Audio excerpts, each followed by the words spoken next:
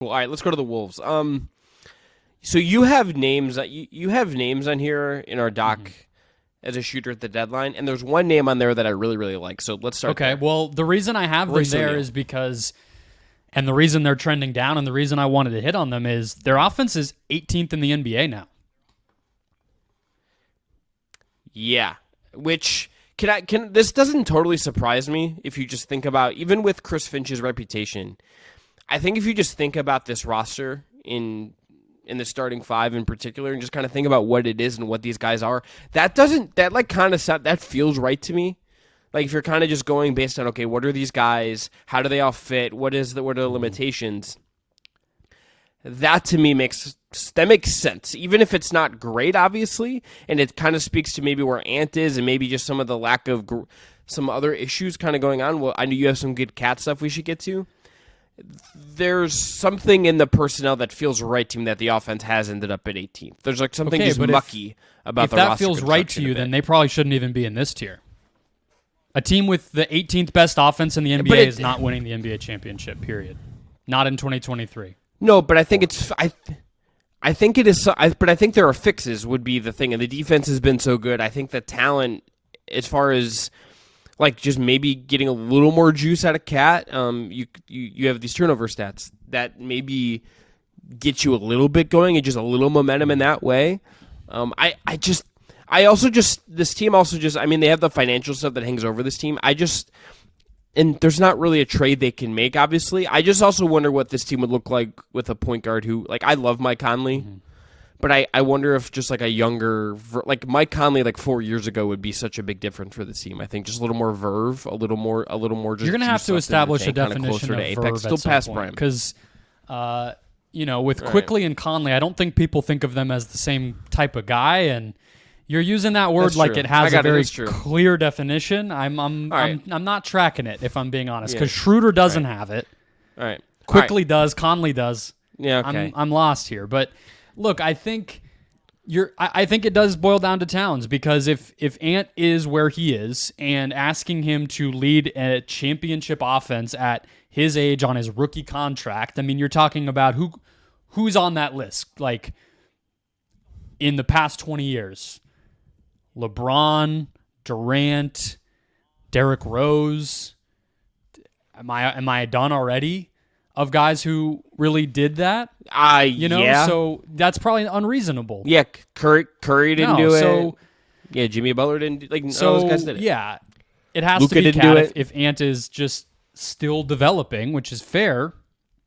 And there was a great article at Canis Hoopus, which is the SB Nation Wolves blog, breaking down Towns' post-ups and how they've been using him more in that area, but it's still a little bit of a work in progress. He's scoring better, but maybe passing worse. Overall, his turnovers are much worse, Chris, and that's probably the number one fixable thing that this team is dealing with, is they're atrocious. Everybody on the team besides Mike Conley turns the ball over way too much, and they play really slow. So those things all kind of combine, and no offensive rebounds to really require that first shot offense to be elite, and they're not an incredible shooting team. So you're putting yourself in a little bit of a box, and I'm not going to blame all of that on Chris Finch. I agree with you. He has a good reputation. I love the Boogie Cousins, Anthony Davis offenses too, but do better. Like, this is not, like, big picture, how this offense is structured is not what you would do if you were trying to win a championship. So I think Towns will probably continue to develop, being used slightly differently. I think that you would expect Ant to be better in April than he is now, because he's still at that portion of his career and doing new things every night. I think guys like Jaden McDaniels probably need to be more aggressive in general. Like, he's a great shooter. He takes like 3 threes a game. That's just a very weird dynamic with him. And, I think that could be said for a lot of these guys. But I agree there is a certain structure to their offense. I don't think it's going to be 18th. I think that is lower than I would have expected and what I would want. And that brings us to the shooters at the deadline that you mentioned at the top, which the names I had were Royce O'Neal, Corey Kispert, and Cedi Osman. Which of the 3 intrigued you? Royce O'Neal. Corey Kispert maybe, but I'm Cedi Osman. We'll shoot it. not a bad player, serviceable NBA player.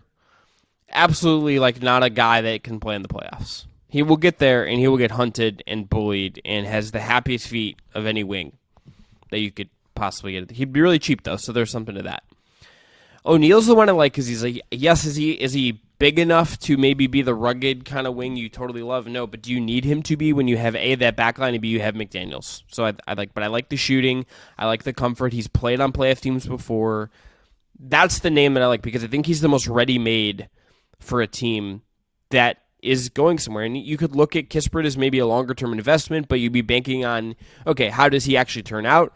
Jetty, I think you kind of just know what he is. That's not a guy I think is scaling up to 16 games. I think O'Neal is a 16-game player, and I think he would fit perfectly in a bunch of different looks for this team. I had a galaxy brain thought for like 2 seconds when I was doing notes for this, Brendon, of do you just have to get ahead of the financial stuff with Cat? But I think he's playing too well to even it's not consider even that. To I me think about you just have to kind of ride this out and figure it out later.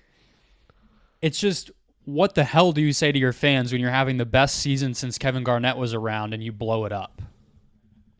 You can't do that. You have to worry about this in the summer when, well, yeah, you have to, I think, push this out until you can't avoid it anymore, and then you have to like go into like selling mode of like why you had to do it for the sake of answer. Yeah, but I think it's but an I think easier if you're sell talking about when you're getting able a trade, to reformulate your team. There's no version of this trade that doesn't make them worse, even if the value of a Cat trade ends up being something we all give like an A+ in a podcast afterward. No. You can't 100%. say we're going to just 100%. set an atomic bomb off on our roster when we have the 1 seed, right? So that I just think that's a non-starter, to be honest with you. But I like the O'Neal thing. Also, he's the best player of those three, so of course I think we're both going to gravitate there. I'm sure there's other guys, but it's an interesting spot for them too because Kyle Anderson is somebody that they're going to lose this summer, I think, because the amount that it would cost to re-sign him is just not going to be worth it to them for the role that he plays. But right now, he's kind of their backup point guard.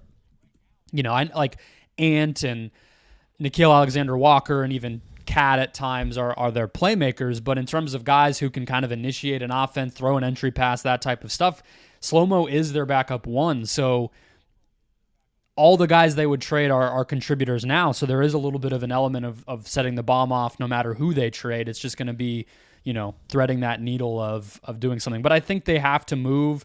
I think a trade or series of trades where they maybe shed some salary while also feeling a little better about their roster, if they can do that, I think, they're kind of cooking with fire at that point. But we'll see what they do. I think it's kind of an inflection point for their season because the offense just...